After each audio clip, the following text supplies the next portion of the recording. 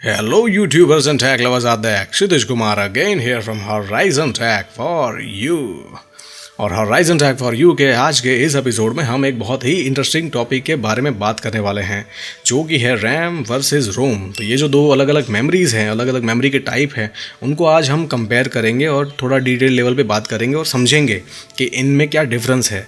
हमारे बहुत सारे सब्सक्राइबर्स हैं जो पिछले कुछ दिनों से ऐसे क्वेश्चंस पूछ रहे थे कि सर इन दोनों में क्या डिफरेंस है, समझाइए। एज वेल एज बहुत सारे सब्सक्राइबर्स हैं जो कंप्यूटर साइंस के स्टूडेंट हैं, तो उनको तो ये जो पर्टिकुलर टॉपिक है वो कभी ना कभी कहीं ना कहीं स्टडी करना ही पड़ता है। तो ये बहुत इंपॉर्टेंट हो जाता है, इनको समझना पड़ेगा। आपको रैम क्या है वो अच्छे से डिटेल लेवल पे समझना पड़ेगा, और रोम क्या है वो भी डिटेल लेवल पे जब समझोगे तभी आपको इन दोनों के बीच में जो डिफरेंस है वो सही से क्लियर होगा, और पूरा जो कंसेप्ट है वो अच्छे से माइंड में क्लियर हो जाएगा, कुछ भी कन्फ्यूजन नहीं रहेगा। तो आपकी इन्फॉर्मेशन के लिए बता दूं कि रैम पे भी मैंने बहुत सारे वीडियोज़ बनाए हैं, पूरा एक प्लेलिस्ट है चैनल पर जाके अगर आप देखोगे तो बहुत सारे वीडियोज़ हैं, सब देखने पड़ेंगे अगर रैम को सही से समझना है। वैसे ही रोम पे भी एक डेडिकेटेड अलग से वीडियो बनाया है जिसमें मैंने रोम क्या होता है और उसके अलग अलग जो टाइप है वो वहाँ पे समझाए हैं। तो आपको सारी चीज़ देखनी पड़ेगी, सिर्फ एक वीडियो देखने से आपको कुछ भी नहीं समझ में आएगा, ठीक है। तो यहाँ पे इन शॉर्ट हम कंपैरिजन की बात करेंगे। तो सबसे पहले बात करते हैं रैम की। Random access memory, RAM stands for random access memory, उसका फुल फॉर्म है। ये भी एक मेमोरी का टाइप है, जैसे रोम भी एक मेमोरी का टाइप है। तो रैंडम एक्सेस मेमोरी जो है वो एक वॉलेटाइल मेमोरी है। मैंने अपने बहुत सारे वीडियोस में कहा है, रैम जो है, रैम का जहाँ कहीं भी यूज़ होता है, रैम है वो एक वॉलेटाइल मेमोरी होती है। इसमें जितना भी डेटा होता है वो टेम्पररी बेसिस पे होता है। उसमें डेटा वो मेमोरी तब तक ही रिटेन करेगी जब तक उसे पावर सप्लाई मिलता रहेगा। जैसे ही पावर सप्लाई कट हुआ उसमें जितना भी डेटा था वो गया फॉर एवर, ठीक है। ये रिकवरेबल भी नहीं होता। आपकी इन्फॉर्मेशन के लिए बता दूं, जैसे सेकेंडरी मेमोरी में डेटा होता है उसे हम डिलीट भी करते हैं तो उसके बाद भी रिकवर कर सकते हैं, लेकिन रैम के केस में ऐसा नहीं है। जितना भी डेटा है वो जब तक पावर है तब तक है, जब पावर गया तो डेटा भी गया, ठीक है। तो ये वॉलेटाइल मेमोरी है और उसका यूज़ भी ऐसे ही होता है। अभी आगे बात करते हैं। उसके अगेंस्ट जो रोम है, रीड ओनली मेमोरी, वो भी एक मेमोरी का टाइप है, उसका फुल फॉर्म है रीड ओनली मेमोरी, लेकिन ये एक नॉन वॉलेटाइल मेमोरी है। यानी कि इसमें जितना भी डेटा है वो सारा का सारा रहेगा जब तक उसे रीराइट या ओवरराइट ना किया जाए। तो डजंट मैटर कि इसको पावर मिलता है या नहीं मिलता है, इसमें पावर है या नहीं है, वो मेमोरी अपना डेटा रिटेन करेगी जब तक कि उसे अल्टर ना किया जाए एक यूज़र के थ्रू या प्रोग्रामर के थ्रू, ठीक है। तो इसमें जो डेटा है वो रहेगा, और उसको इसीलिए डिज़ाइन किया जाता है, ऐसे पर्पज़ में ही, ऐसी एप्लीकेशन में ही यूज़ किया जाता है जहाँ पे डेटा को रिटेन करना होता है। रैम में डेटा है वो टेम्पररी बेसिस पे, रीड ओनली मेमोरी है वो परमानेंट बेसिस पे, ठीक है। अब रैम के दो अलग अलग प्रकार हैं। रैम यहाँ पे सिर्फ मैं ये भी क्लियर कर दूं कि सिर्फ जो हमारी रैंडम एक्सेस मेमोरी है, जो हमारी मेन मेमोरी, सिस्टम मेमोरी, सिर्फ उसकी बात नहीं है। रैम के दो अलग अलग प्रकार है। एक है एस रैम यानी कि स्टैटिक रैम, यानी कि हमारे सीपीयू की कैश मेमोरी, उसे भी रैम कहा जाता है। कई बार गलती से लोग उसे सिर्फ रैम कह देते हैं, तो देखने वाले या जो स्टूडेंट्स होते हैं वो कंफ्यूज हो जाते हैं कि ये कौन सी रैम है, लेकिन वो भी एक रैम ही है। रैम का एक प्रकार है जिसे स्टैटिक रैम कहा जाता है। पूरा नाम है एस रैम, ठीक है, स्टैटिक रैम, सीपीयू की cache memory L1, L2, L3। मैंने उस पर भी एक वीडियो बनाया है, वो भी आपको देखना पड़ेगा, सारी चीज़ें अच्छे से समझ में आएगी।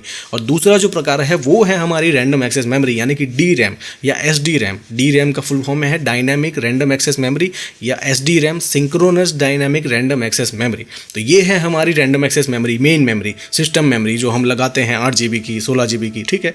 तो ये दोनों की दोनों रैम है, CPU की cache memory as well as हमारी मेन मेमोरी। इनका यूज़ कहाँ पे होता है? CPU के साथ इन दोनों का यूज़ किया जाता है। इनका जो मेन रोल है पूरे कंप्यूटर में, वर्क फ्लो में, वो ये है कि कंप्यूटर का जो बॉटलनेक है, CPU का बॉटलनेक, उसको कम करने के लिए इन दोनों मेमोरीज़ का यूज़ किया जाता है।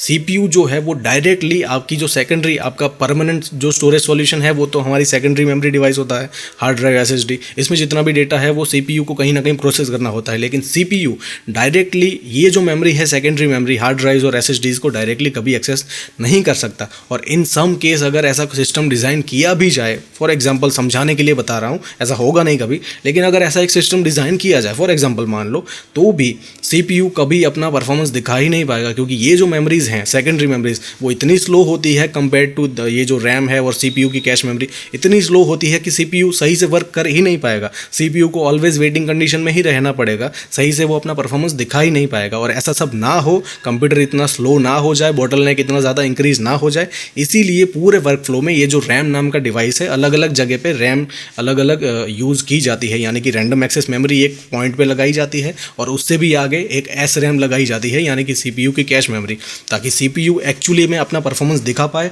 जितना पावरफुल CPU डिज़ाइन किया जाता है वो सही से वर्क कर पाए और पूरा कंप्यूटर सही से चल पाए। तो रैम का ये यूज़ हो गया और उसका जो वॉलेटाइल फैक्टर है उसको ध्यान में रखते हुए ही इसे ऐसी जगह यूज़ किया जाता है, क्योंकि आपको पता होगा जितना भी डेटा है वो टेम्पररी बेसिस पे है। CPU जैसे ही उस डेटा पे प्रोसेसिंग कर लेता है वो डेटा किसी काम का नहीं है, ठीक है। परमानेंट जो सॉल्यूशन होता है सेकेंडरी मेमोरी डिवाइस, उसमें जो डेटा है वो सारा का सारा काम का है। जब हम उसे सेव करते हैं उस पर्टिकुलर डेटा को, जो भी डेटा रैम में है उसे सेव कर लेते हैं तो वो परमानेंट डेटा हो जाता है। लेकिन जब तक वो रैम में है सारा का सारा टेम्पररी है। जैसे ही कंप्यूटर को शट डाउन करोगे सारा डेटा गॉन फॉर एवर, ठीक है। तो इसका जो यूज़ है वो आप जब सही से समझोगे तब आपको डिटेल में ज़्यादा समझ में आएगा कि रैम क्यों यूज़ होती है, कहाँ पे यूज़ होती है, और अगर वो ना हो तो क्या होगा, तब आपको पूरी कहानी समझ में आएगी। ऐसे ही अब रोम के यूज़ की बात करते हैं। इन दोनों में जो मेन की डिफरेंस है वो उनका यूज़ ही है, और कहाँ पे यूज़ किया जाता है और कैसे यूज़ किया जाता है, ये मेन की डिफरेंस है। अब जैसे रोम की बात करें तो वो एक नॉन वॉलेटाइल मेमोरी है, यानी कि डेटा जो भी है वो परमानेंट बेसिस पे रहेगा, ठीक है।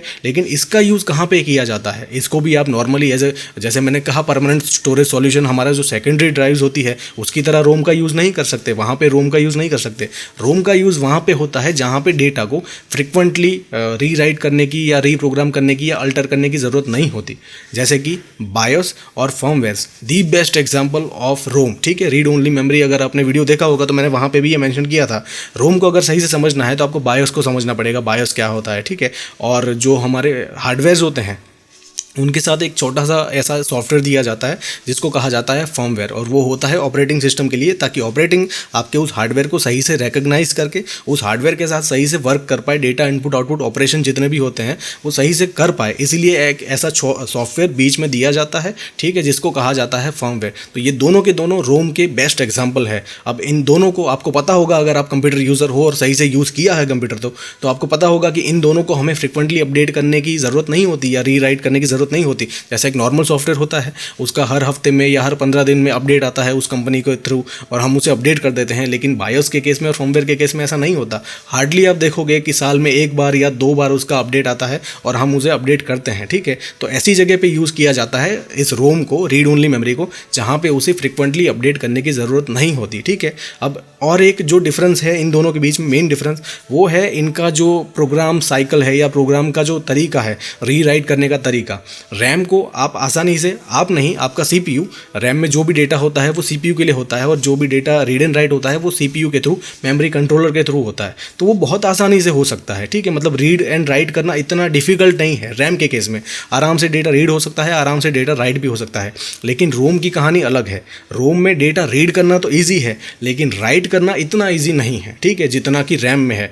इसको राइट करने का तरीका अलग है, इसका एक मेथड अलग है। अगर आपने रोम वाला वीडियो देखा होगा तो मैंने कहा था कि रैम के भी जो अलग अलग प्रकार है मेमोरी के, उन सबको जो राइट करने का तरीका है वो एक नॉर्मल मेमोरी को जैसे हम राइट कर सकते हैं वैसा नहीं है, थोड़ा सा हटके होता है। और वो इसीलिए होता है ताकि एक नॉर्मल यूज़र गलती से इसे राइट करके या ओवर राइट करके उस पर्टिकुलर मेमोरी को करप्ट ना कर दे। जैसे हम बायोस की बात करें या SSD फर्मवेयर की बात करें या कोई और फर्मवेयर, ठीक है। अगर आप गलती से बायोस को करप्ट कर देते हो या उस पर्टिकुलर डेटा को रीराइट कर देते हो कुछ ब्लॉक्स को, तो बायोस करप्ट हो गया, और बायोस करप्ट हो गया तो आपका पूरा कंप्यूटर ट्रबल में आ गया, आप खुद ट्रबल में आ गए, कंप्यूटर स्टार्ट ही नहीं होगा। क्योंकि बायोस ये मेन प्रोग्राम है पूरे कंप्यूटर का जो सबसे पहले इनिशियलाइज होता है। ये सारी चीज़ें आपको समझनी पड़ेगी, तभी इन दोनों मेमोरीज को आपको अच्छे से समझ पाओगे। तो बायोस को रीराइट करना इतना आसान नहीं है, बायोस को अपडेट करने का भी तरीका अलग है। मैंने बायोस अपडेट वाला वीडियो बनाया है, वो देखोगे तो समझ में आएगा, ठीक है। तो ये इन दोनों के बीच में मेन डिफरेंस है, ठीक है। रैम है वो एक वॉलेटाइल मेमोरी है, रोम है वो नॉन वॉलेटाइल मेमोरी है। रैम का यूज़ अलग होता है कंप्यूटर के CPU के साथ,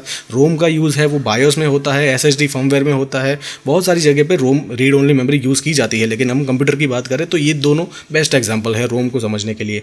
एज वेल एज इनको जो राइट करने का तरीका है, रैम को राइट करने का तरीका बिल्कुल सिंपल है, आसानी से हो सकती है। लेकिन रोम आसानी से राइट नहीं किया जा सकता। रैम के 2 टाइप है, S रैम, D रैम, ठीक है, मैंने अभी फुल फॉर्म बताया आपको। और रोम के भी ऐसे टाइप है अलग अलग, P ROM, M ROM, EP ROM, EEP ROM. So I hope कि इस वीडियो में मैंने आपको जो भी समझाया आपको सब कुछ सही से समझ में आ गया होगा। लेकिन फिर भी कुछ इश्यू है या कोई पॉइंट है जो आपको लगता है कि मैं मेंशन करना भूल गया हूँ यहाँ पे, तो मुझे बताइए कमेंट सेक्शन में। I will definitely make update video of this video and I will cover that, ठीक है। I'll definitely see you guys later in my next video. So till then, take care guys, learn more and spread the knowledge. Thank you so much.